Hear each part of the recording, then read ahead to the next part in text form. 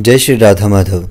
ब्रज हास्य चरितम मूल रूप से एक रसिक संत के भाव राज्यों की अनुभूति पर आधारित ग्रंथ है, जिसका लेखन कृष्ण प्रेमी साधकों की चित्तवृत्ति भगवान श्री कृष्ण में लगाने के उद्देश्य से किया गया है। एक रसिक संत के भाव राज्य की अनुभूति होने से यह किसी शास्त्र के वाद विवाद के योग्य नहीं है। जय श्री कृष्ण।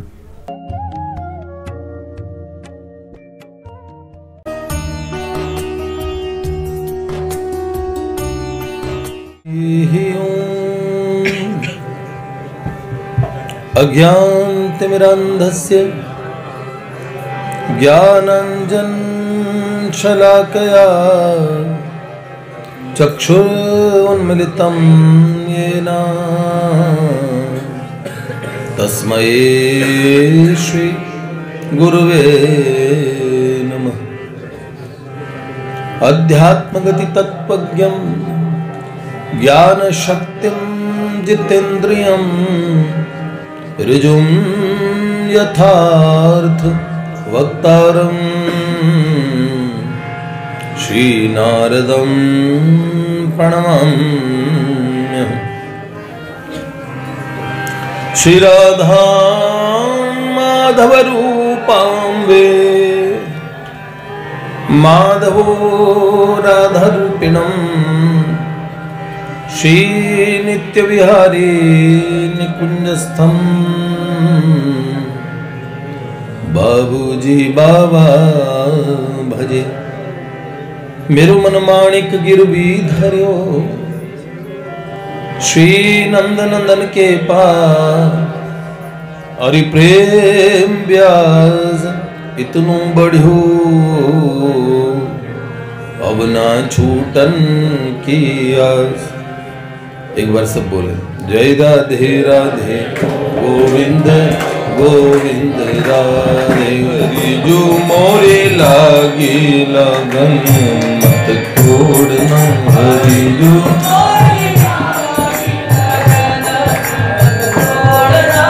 श्री लाडली लाल की भक्तवत्सल भगवान की परम पूज्य बाबूजी बाबा की देवर्षि नारद जी महाराज की नारदीय निकुंज की कुंज बिहारी बिहारणी जो की माधव प्यारे की प्राण हमारे की नैनन तारे की बंसी वारे की अलबेली सरकार की कृपामयी सरकार की करुणामयी सरकार की जय जय श्री राधे श्याम।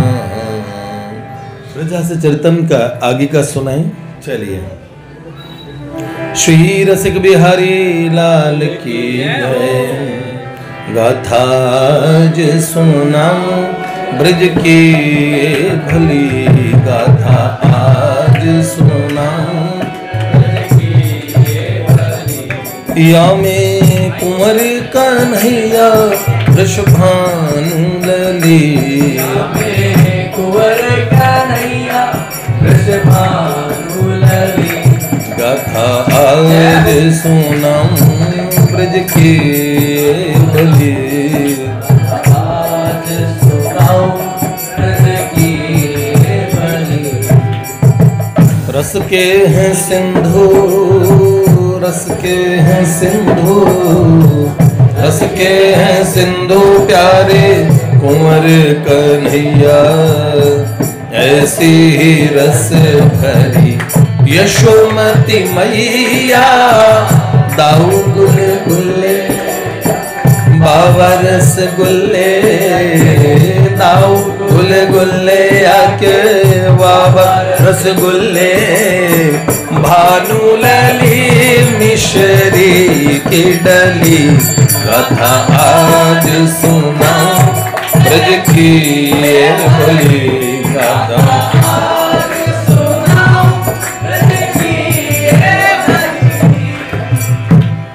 श्री रसिक बिहारी लाल की।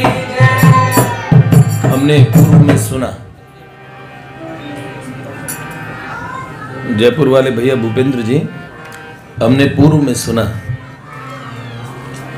इससे पूर्व में हम कह चुके हैं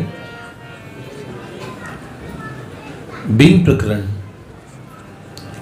यहां तक सुना था एक गोपी ने अलबेले नंद कुमार जो देखे, छत पे उड़ाते पतंग, वो हवा में उड़ती जुल्फें उनकी देख के रह गई दंग। सखी ने उनसे मिलने का प्रयास किया।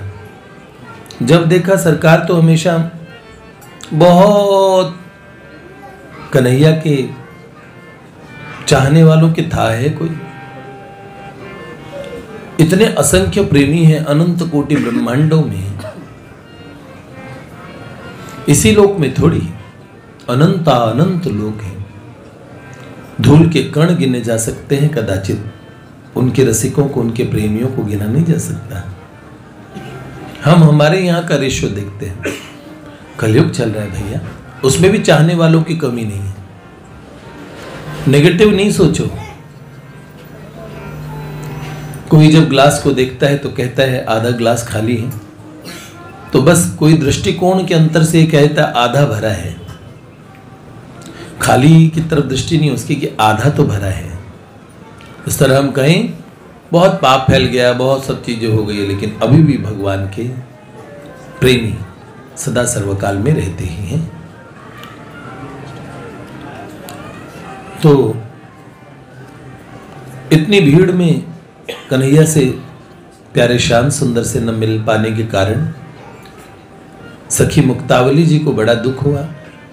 उन्होंने अपनी प्रिय सखी से पूछा, तो उन सखी ने बताया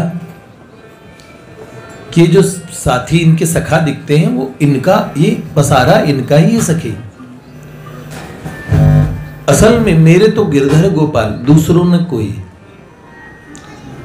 एकमात्र ठाकुर जी हैं, दूसरा कोई है ही नहीं। अगर अस्तित्व में देखेंगे, देखिए समंदर है तो समंदर की लहरें हैं, उसमें बूंदे हैं, उसमें उठने वाले बुलबुलें हैं, सब उसमें जमी हुई बर्फ है, पर वो समंदर के पानी का ही स्वरूप है। अगर कोई देखे तो ये ओवरऑल मिलके एक समंदर ही है। यस्मिन् निदम में तश्चेदम ये निदम चेदम स्वयं, सब कुछ। बात आपकी यही है।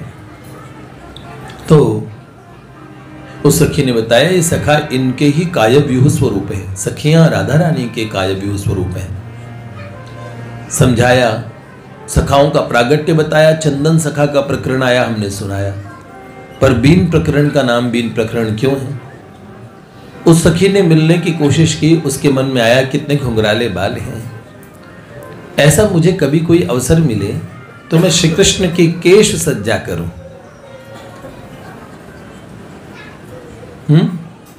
श्री कृष्ण की केश सज्जा करूं। एक गडरिया था, बड़ा सीधा साधा। उस गडरिये के मन में भाव थे, अगर परमात्मा परमेश्वर मुझे मिले तो मैं परमात्मा की दाढ़ी से जूं निकालूंगा। अपने बालों में जूं निकलवाने में उसे बड़ा मजा आता था। जब उसकी माँ जूं निकालती थी, उसकी बहू जूं निकालती थी, तो बड़ा खुश होता था। तो कहता है कि सबसे बड़ा सुख क्या? जूं निकलवाना। अब जैसा व्यक्ति होगा उसको वैसे, लेकिन बेचारा बड़ा सीधा था। तो जब भी बोलता था तो कहते हे मेरे परमात्मा, हे मेरे प्रभु, आप मिलो तो मैं आपकी जुएं निकालूं। सच कहें, एक महात्मा वो ध्यानस्थ होके बैठे, किसकी बड़बड़ाहट से उन महात्मा की आंख खुली। आंख खुली तो उन्होंने देखा पास में दूसरा व्यक्ति भी ध्यान करा, बड़बड़ा रहे। देखा एक गडरिया है, ध्यान में बैठा है और क्या कहता है, हे परमात्मा, हे करुणा में शीघ्र मिलो ताकि आपकी जुएं निकालूं, आपको सुखी करूं। महात्मा नाराज हो गए। उन्होंने कहा मूर्ख, बड़ा ब्रह्म परमेश्वर भगवान सृष्टि के कर्ता, एक तो वो सदा निराकार निरंजन निर्गुण स्वरूप में है, लेकिन वो अपनी आत्मशक्ति योग माया, अपनी निज माया को धारण करते हुए भक्तों के प्रेम वशात सगुण भी होते हैं, ऐसे महाराज जी ने ज्ञान दिया उसे, और कहा सगुण भी होंगे तो वो दिव्याति दिव्याति चिन्मय स्वरूप है, उसमें जुएं होगी मूर्ख हैं। सीखो, भगवान के जुएं पड़ नहीं सकती तो निकालोगे कहां से। तो फिर ये ज्ञान दिया, उस बेचारे का हृदय टूट गया। फिर क्या हुआ, महात्मा पक्के थे, ब्रह्मज्ञानी थे, भगवत तत्व को जानते थे, पर भगवान को पूरा जानना किसी के बस की चीज नहीं है। भैया महाराज जी तो चले गए, गडरियों को बोला आज से भगवान के ध्यान करना हो तो ज्यादा से चरणों का ध्यान करना, ये जूं निकालना और ये सब ये क्या है। महाराज जी ने फटकार के समझा दिया। रात को महाराज जी खुद जब आसन पे बैठे तो रोज हृदय के हृत योगी हृत पंकज आवास हो, योगियों के हृत पंकज पे हृत कमल पे वास करने वाले प्रभु आज हमेशा की तरह प्रकट नहीं हुए। भगवान आज उनके हृदय कमल पे प्रकट हुए, सर खुजाते हुए।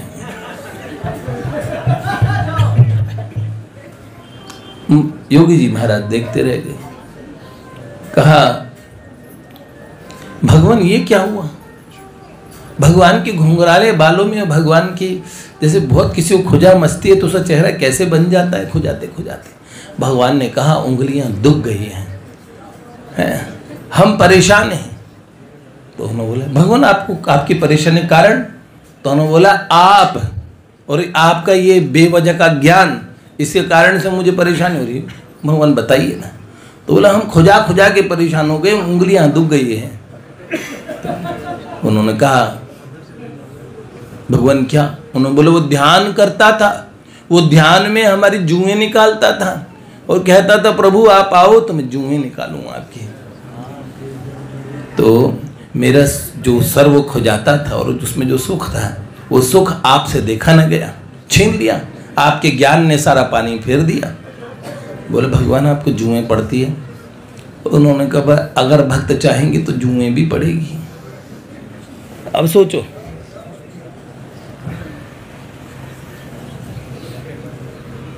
इसीलिए हम आपको कहें सखी के मन में आए इनके घुंघराले बालों को, इनकी घुंघराली जुल्फों को कॉम्प्लीमेंट क्या मिलता है। यहां के तो ये तो झूठी बात है कि कोई कील सुपैरा ले जूजा जी, नाग सामले जुल्फा दे। मैं पढ़ाता था तो नए साल के फंक्शन पे याद होगा मेरे कोचिंग में बच्चों ने कहा हम आपस में कुछ पार्टी कर रहे, आप भी आ जाओ। मैंने कहा वहीं कोचिंग में कर रहे हो और मैं ना हूं। तो कह रहे आप बुरा तो नहीं मानेंगे। और मैंने देखा जिन बच्चों को मैं स्कूल में पढ़ाता था बड़े सीधे सीधे, कई बार क्योंकि स्कूल की टीचर्स डांटती थी तो मैं क्लास टीचर भी होता था, जिनमें भरत जी की पत्नी भी पढ़ती थी, तो 2 चोटियां करनी पड़ती थी लड़कियों। आप मानेंगे नहीं, शाम तक मैं बच्चों को बच्चियों को पहचाना ही नहीं कि मेरे वाले बच्चे हैं। इतना श्रृंगार, इतना वो पेंट प्लास्टर करके आए लड़कियां खासकर। अरे मैंने कहा तू ही है, मुझे लगा तेरी मम्मी है। बहुत। और अचानक वो बीट्स, वो क्या बोलते, बेस बोलते होते, बीट्स बोलते, धमाका जिसमें धम धम क्या बोलते, उन्होंने बजाना शुरू किया और फिर बच्चों ने नाचना शुरू किया। इतना आप लोग भगवत भक्त होके भगवान के लिए नहीं नाच सकते, संसारी बच्चे संसार के लिए इतना मस्त होके नाचते हैं, क्या बात है। और तुरंत ये गाना बजा, कोई कील सुपैरा ले जूजा जी, नाग सामले जुल्फा दे। पंजाबी कम आती थी, फिर भी एक जस्सी नाम का सरदार लड़का था, याद होगा आपको। तो मैंने उसे कहा इसका अर्थ क्या है। करे अब तुम्हारे जो जुल्फों के नाग है संभाल लो उसको, नहीं तो कोई सपेरा ले जाएगा। ऐसा ही ना। अब बताओ, हमारे प्रेमी रसिक तो कहते ही हैं मेरे घन श्याम की जुल्फें गजब नागिन सी काली है, मेरे घनश्याम की जुल्फें गजब नागिन सी काली है। किसी के दिल को डसने को बड़े नाजों से पाली है, किसी के दिल को डसने को बड़े नाजों से पाली है। मेरे घनश्याम की जुल्फें गजब नागिन सी काली है, मेरे घनश्याम की जुल्फें गजब नागिन सी काली है, गजब नागिन सी काली है। हमारे दिल को डसने को बड़े नाजों से पाली है, हमारे दिल को डसने को बड़े नाजों से पाली है। अब सुनो, सारा जुल्फों पे प्रकरण था, शुरुआत वहीं से हुई, घूम फिर के चंदन सखा का प्रकरण होते हुए हम वहां पहुंच गए। सखी के मन में आया ये घुंघराले बालों को सजाऊं, तेल डाल के कंघी करूं, बड़ा अच्छा लगेगा। प्रेमी भक्त भगवान की तरह तरह की सेवा करना चाहते हैं। कोई कहते हैं, एक कविता, और ऊपर नीचे रहूं लटका अपनी बनमाला का फूल बना, पद पंकज तेरे छुएंगे कभी ब्रजराज मुझे ब्रज धूल बना। हे नाथ, आपकी पुष्प बाला का हम कोई पुष्पी बन जाए, कोई कानों का कुंडल बन जाना चाहता है। हम आपको कहें, सखी के मन की वांछा तो पूरी थी, पर केश श्रृंगार की सेवा मधुकंदला जी जो नंद भवन की सैरंध्री हैं, जो माँ यशोदा के भगवान की ताई जी, चाची, सबके सुंदर केश की सज्जा करती हैं। मधुकंदला जी ने देखा, अगर इनको किसी की केश सेवा, केश सज्जा की सेवा इनको अच्छी लग गई तो क्या पता हमारी छुट्टी हो जाए।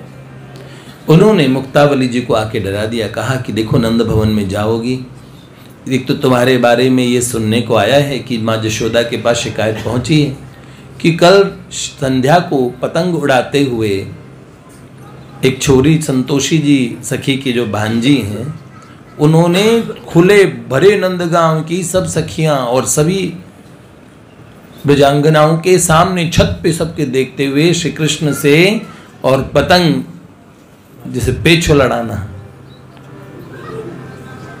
तो बड़ी माता जी को कहीं विचार हुआ होगा मैया यशोदा को, तुम जाओगी तो क्या पता। अब मुक्तावली जी के मन में विचार आया, अगर ये घटना न घटती तो मैं नंदालय में सीधा भी जा सकती थी, अब मैं क्या करूं। उन्होंने अपनी प्रिय सखी से पूछा, उनकी सखी जी ने बताया, ऐसे में श्री मधुमंगल जी, सब समस्याओं का समाधान मधुमंगल जी के पास है, 4 लड्डू खिलाओ और मधुमंगल जी प्रसन्न हो जाते हैं।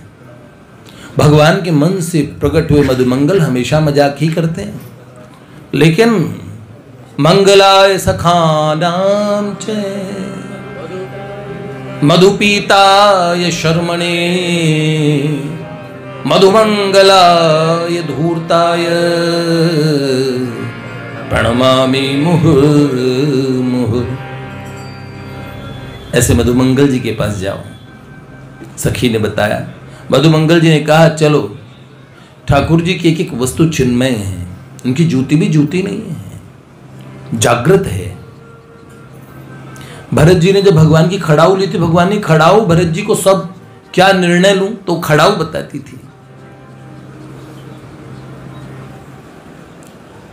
भगवान की हर नित्य वस्तु चेतन है, चेतन। तभी कितनी दिव्य शक्तियां ये रूप धारण करके भगवान की सेवा में रहती है। भगवान क्या ठोस, हमारी तरह हाड़ मास के नहीं है, ठोस आनंद घन, सद घन, चिद घन, घनी भूत कोटि कोटि आनंद के महासमुद्र एक जगह घनीभूत हो जाए, वो है श्री भगवान, श्री ठाकुर जी। तो उन्होंने कहा कि ठाकुर जी की कंघी सुखदा से प्रार्थना करो। उनकी कंघी का नाम क्या है? सुखदा। तो सुखदा कंघी से प्रार्थना की। क्या प्रार्थना की? अगले दिन सुबह सुबह ठाकुर जी और स्नान करके आए और अपनी कंघी करने लगे। जब केश संवारने लगे दर्पण के आगे, उसी समय बाल उलझ गए। लगा कंघी सुलझाने की बजाय आज उलझा रही है। ठाकुर जी बार बार ऐसे, क्योंकि बाल अतिशय घुंघराले, आपस में करली लॉक्स फंस गई। ठाकुर जी ने कहा ये क्या हुआ? और उसी समय, क्योंकि ये लीला जो भगवान सबके साथ लीला करते हैं, उनके साथ उनके भक्तों ने लीला कर दी। क्या हुआ? नंदजू के महल भयो का अनोखे, नंदजू के महल भयो क्या अनोखे, दर्पण प्यारे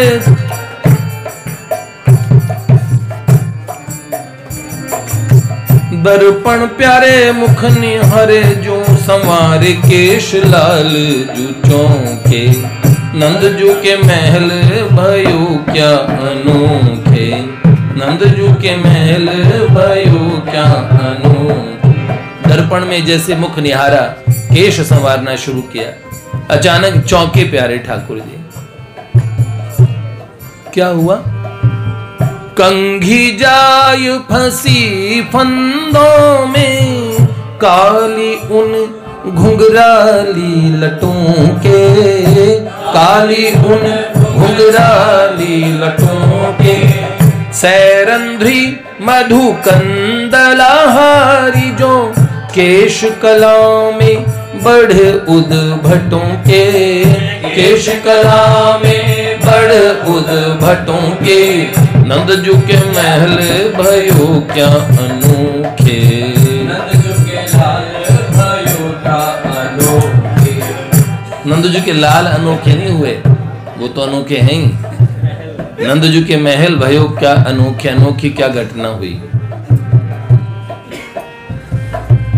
सैरंध्री मधुकंदला हारी, केश संवारने में उनकी सैरंध्री भी आ गई, पर केश नहीं संवरे, जो केश कला में बढ़ उद्भटों के। अब नंद भवन परिचारिकाएं, तरुणी जी, शोभा जी, रंबा जी, सीता जी, तुलसी जी, इंदु प्रभा, तड़ित प्रभा, रति प्रभा, चंदन कला, गुणमाला, सब दौड़ पड़ी। एक एक हम देखें, जरा कंघी तो दो। आज तक मधुकंदला जी ने किसी को ये सेवा का अवसर दिया ही नहीं होगा। जब खुद हार गए, देख लो। तो भाग खुले तरुणी शोभा सब, नंद महल परिचारिकाओं के, नंद महल परिचारिकाओं के, सुलझावत लट कुंचित कछ में, हृदय जा उलझे बालामों के, हृदय जा उलझे नंदजू के महल भयो क्या। अब इसके बिना सुनाऊंगा, इससे मेरा ध्यान बढ़ता है। तरुणी शोभा रंबा सबके भाग खुल गए और कुंचित घुंघराले बालों में बालाओं के हृदय बंध गए। सुलझाना थोड़ी था उन्हें, तो और उलझाना था। सब अपनी सखी के लिए और उलझा के दे, तुम भी ट्राई तो करके देख। ठाकुर जी भी बैठ गए, कोई मेरे बाल सुलझा दो। अब भैया क्या हुआ? लाल जुबिने करत है नी हो रे, प्रभावती पीवरिताइयों के, उनकी ताइयां प्रभावती बड़ी ताई जी, पीवरी जी, जिसे सुषमा जी जिनका नाम है, नाम पीवरी रखा हुआ है। ठाकुर जी ने अपनी ताई जी से, ताई जी देखो मेरे बालों में क्या हुआ, लगवाए पुनि तेल सुगंधित, चरण बैठ के निज काकियों के। पीढ़े पे बैठ गए, अपनी काकी, अपनी चाची जो छोटी चाची है अतुल्या जी, उनसे कहा दोनों चाचियों से मेरे बालों में तेल लगवा दो। उलझ गए, सबने देखा रे ऐसे कैसे वो केश ऐसे उलझ गए। अच्छा मैया यशोदा है ना, ठाकुर जी अगर आधी रोटी भी कम खा ले, ज्यादा तो नहीं, आधी भी कम खा ले तो नहीं लगता नजर लग गई। कौन सी ने मार दियो रे टोना, हरी मेरू मचलियो श्याम सलोना। दूध न पीवे लाला, दधिये न खावे, लो न माखन लो ना, ले न माखन लो ना। काऊ वालिन की नजर बुरी है, काऊ वालिन की नजर बुरी है, मचल गयो रे मेरो छोना, कौन सी ने मार दियो रे टोना, हरी मेरो मचलियो श्याम, कौन सी ने, अरे कौन सी ने मार दियो रे टोना। मेरे लाला को सब नजर ही लगाएंगे। एक छींक आ गई ना तो मतलब नजर हो गई।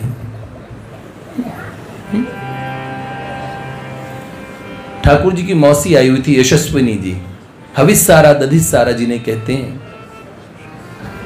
दो मौसियां हैं। तो स्वर्ण पात्र पुनि मौसी यशस्विनी, रस ले आई करंज फलों के। सोने के पात्र में करंज फलों का रस, बताइए एक फल होता है जिसके रस से झाग बनता है और सारे बाल साफ कर देते हैं, क्या होता है? रीठा है। स्नानागार धुलाए शीश मां, रोहिणी लट न खुले कुंतलों के। स्नानागार में उन करंज फलों के रस से मां रोहिणी ने स्वयं केश धोए। कहा यशोदा ये बाल क्यों नहीं सुलझ रहे? यशोदा मैया ने जैसे ही भगवती पौर्णमासी पुरोहितानी, जिनको सब जगदम्बा कहते हैं, उनके साथ यमी, गौतमी, सुलता, खिलिम्बा, ये सब ब्राह्मणियां जैसे आई, माँ यशोदा ने सबके पग पूजे और फिर कहा कि अरे मधुमंगल की माता ये बताएं कि पौर्णमासी गौतमी आई, जसोदा पग पूजी ब्राह्मणियों के। यशोदा रानी ने सबके पग पूजे हैं। बोली मधुमंगल की माँ अरी, जसोदा टोने ये ब्रज रमणियों के। मधुमंगल की माता जो जगदम्बा माँ भगवती स्वयं है, उन्होंने कहा ये टोना लगा जानबूझ के। वो तो लीला में सहयोग करती है ना, क्योंकि अगर टोना बताएंगे तो टोना उतारने वाला, नजर उतारने वाला को चाहिए तो चाहिए। अब भैया क्या हुआ? उन्होंने कहा, यशोदा रानी कहती है मैंने तो इन ब्रज भामिनियों के सदा चरण पूजे हैं, मुझसे ऐसा वैर क्या है जो मेरे लाला को नजर लगा दी इन्होंने।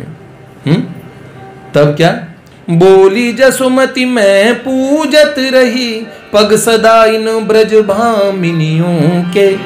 मेरे छोनाए मारे टोना, काह बिगारी में इन बैरिनियों, काह बिगारी बैरिनियों के।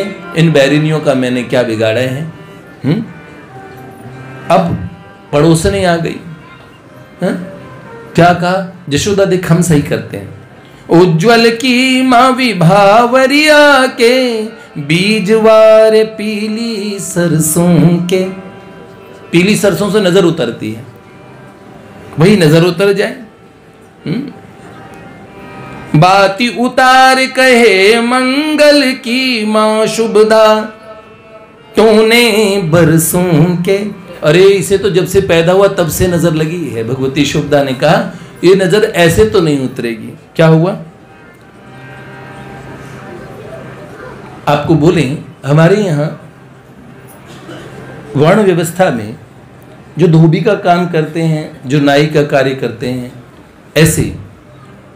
ऐसे कार्य करने वाला जो वर्ण में होता है, उनके हाथ से उतारी नज़र बहुत जल्दी उतरती है, बहुत अच्छा उनके हाथ में ये माना जाता है।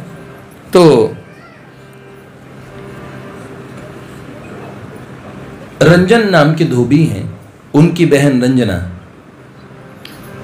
ठाकुर जी को बड़ा चढ़ाती है और परिहास बहुत करते हैं। तो इस इतने में क्या हुआ, ऐसे मौके की तलाश में तो सभी रहते हैं। परब्रह्म भगवान को छू के सब देख लेना चाहते हैं, पास आने, उनके एक दर्शन के लिए देवता लालायित रहते हैं। ये ब्रजवासी इतने धन्य हैं, उनके साथ खेलते हैं। जब बाल्यकाल में से यमलार्जुन जो अभी दामोदर भगवान की लीला है, उसमें यमलार्जुन ये नल कुबर जो कुबेर जी के पुत्र थे,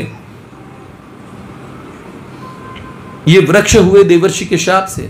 जब ये मुक्त होने लगे तो ये रोने लगे कि हम मुक्त क्यों हो रहे हैं, हम तो ब्रज की इस हवेली में जहां भगवान स्वयं आके पीछे छुपते हैं तो उसे स्पर्श करते हैं। भगवान का स्पर्श मतलब कोटि कोटि युगों तक महर्षि, बड़े बड़े योगी, जति जिस स्पर्श को तरसते हैं, वो एक दर्शन दे दें अगर नेत्रों के सामने, तो महान आनंद की उपलब्धि होती है, जो करोड़ों जन्मों तक विषय भोग से मिल नहीं पाते, विषय राज्य में जिसकी कल्पना नहीं कर सकते। तो ऐसे में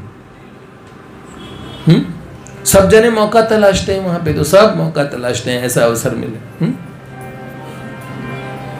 धोबिन नंद महल की रंजना, ढूंढत रहती ऐसे ही मौके, बोली चुटकी में सुलझा दूं, पनिहारिन कुंड के जल धोके।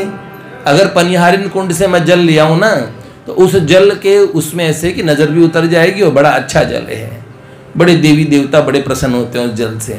मैं धो दूं अपने हाथ से इनके केश। ठाकुर जी तो ऐसे ही हाथ जोड़ते उसे, ओ दूर ही रहो तुम, हैं? बोले लाल जू हाथ जोड़ूं अरी, रंजन सखी मैं तेरे पैतरों के। तेरे पैतरे सखी मुझे सब समझ में आते हैं। मेरा कोई सखा आएगा तो वो मेरी इस समस्या का समाधान कर देगा, तुम लुगाइयों के बस की तो बात है नहीं, ऐसे कह दिया। तभी मनसुखा जी आ गए। यूं तो रंजना जी बात कर रही थी, पर मनसुखा को मधुमंगल इतने शरारती होने देख के तो बाकी सब लोग हट ही जाते हैं। तो उन्होंने क्या कहा, आते ही जशोदा मैया से, जैसे देखा रंजना सखी आई हैं और ठाकुर जी से कुछ बात कर रही हैं, इतने में क्या कहा, मन सुख आवत देख डरी, रंजना सह सके न बाण खिल्लियों के। खिल्ली उड़ाना होता नहीं, आप सुनते मजाक उड़ाना। मनसुखा को आते ही देख के रंजना सखी तुरंत दूर हटी, क्योंकि खिल्लियों के बाण न सह सकी। मन सुख आवत देख डरी, रंजना सह सके न बाण खिल्लियों के। आवत ही बोलियो रे दही क्यों, खुलो छोड़ो आगे बिल्लियों के। आते ही बुला रही, मैया आज ये दही को खुला क्यों छोड़ दिया बिल्लियों के सामने, मतलब दही तुम्हारा लाला है और ये जो सखियां है ना ये बिलैया है। हाँ, तो कहा मैया ये सारा दही चाट जाएंगी।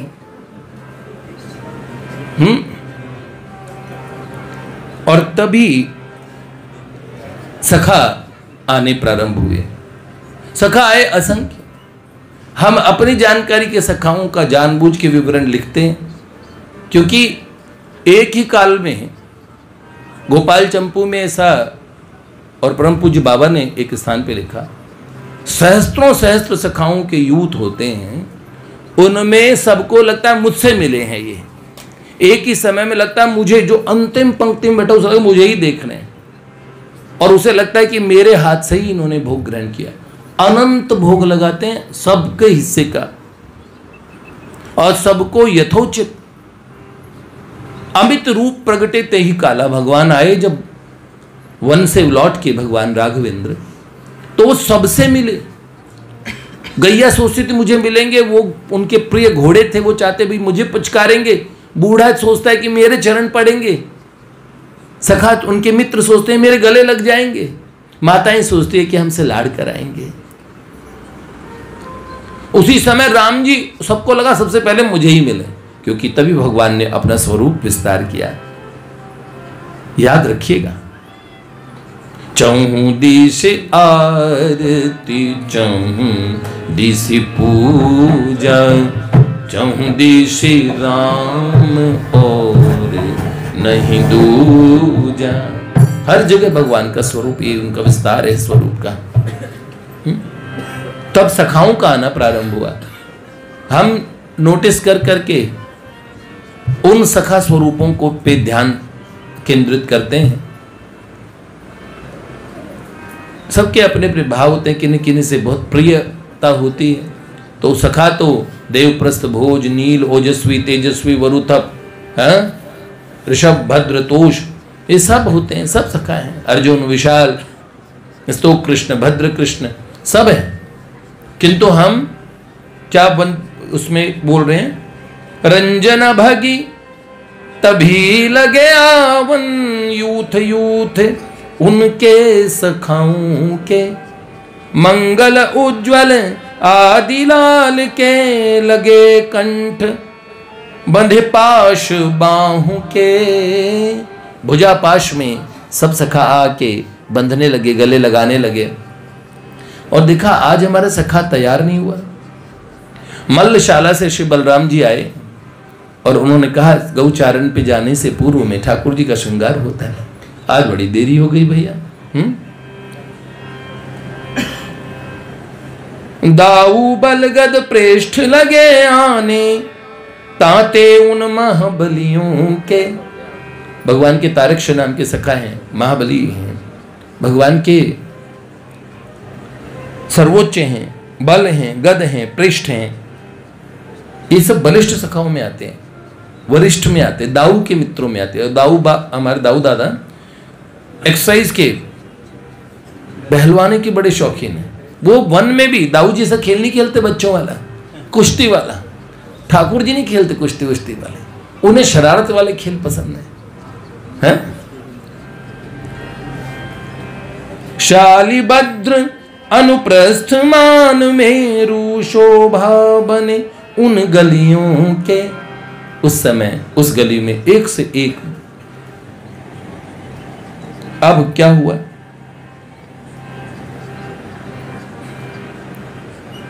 सब सखाओं ने हाथ से और कंघी ली और कहा हम केश सजा देते हैं, लेकिन सब हार गए।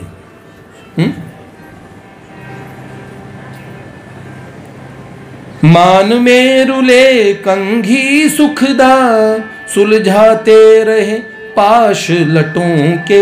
हार के सब बोले मधु पंडित, पार लगाते तुम संकटों के। नंदजू के महल भयो क्या अनोखे। अंत में मधुमंगल जी से कहा, पंडित जी आपके पास सब चीजों का समाधान है, कहते हो ना, और रोज जीवन जीमते हो और सबके हिस्से का पाते हो, तो समस्याओं में हमारा समाधान करो, बताओ। तो हंस्यो ठठा बोल्यो मधुमंगल, बुद्धि आई अब तुम ग्वालों के। अब तुम लोगों को बुद्धि आई ना, आखिर हो तो ग्वाल ही हैं। कहा नजर लगी काली काली देह में, काली की बाल कालों में। एक बार ये काली देह में गए थे, तो काली नामक भयंकर नाग काली देह में, काली की नजर, काली नजर लग गई। तो ये काले काले बाल क्यों भैया? देखो बात ये थी, काली देह नाग है और इनकी जुल्फें हैं, इनकी लटें हैं, वो नागनियों के समान है। तो काली बड़ा आसक्त हो गया घुंघराले बालों पे। अब नाग बताइए, नाग की नजर भी तो जहरीली होगी ना। तो अगर ये नजर कोई साधारण व्यक्ति नहीं दूर कर सकता। अगर कोई गारुड़ी हो, गारुड़ी मतलब जानते हो किसे कहते हैं? सपेरा। जिसको सर्प विद्या आती हो, कोई सपेरा या सपेरन आए तो फिर ये नज़र उतर जाए।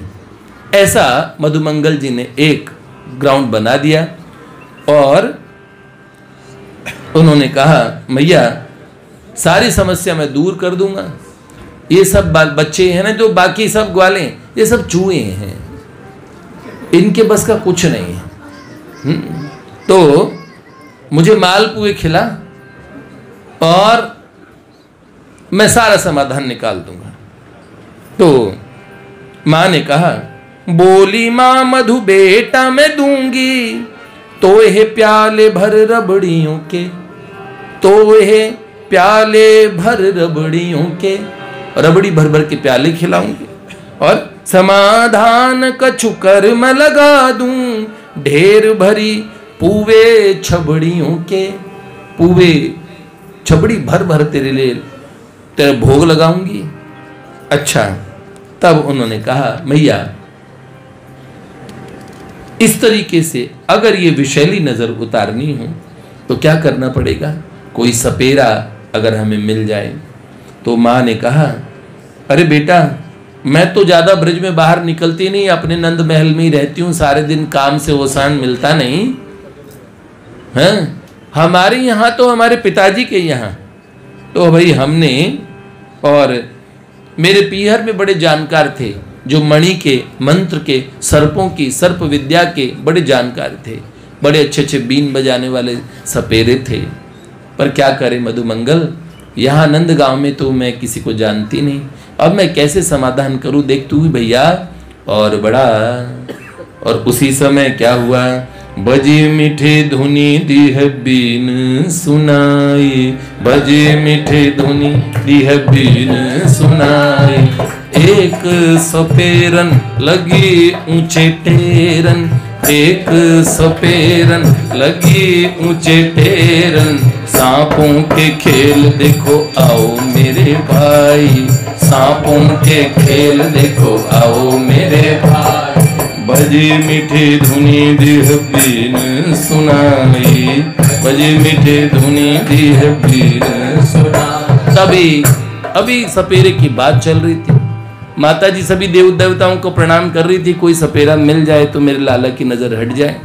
उसी समय नंद महल के गली में बीन की आवाज सुनी, मीठी मीठी धुन, और एक सपेरन की आवाज आई, आओ भाई सांपों का खेल देखो, और ऐसे बुलाया।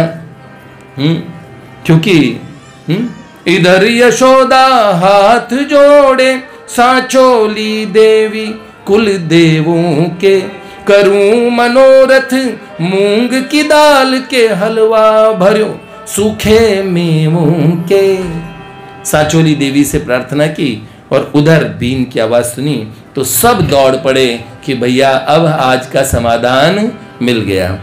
अब इससे आगे की लीला बड़ी सुंदर है, और कैसे ये सपेरन जो है वो आई कौन है, कौन बन के आई है, और ठाकुर जी की समस्या का समाधान होगा, ये बीन प्रकरण में हम आगे सुनेंगे। जय जय श्री राधे।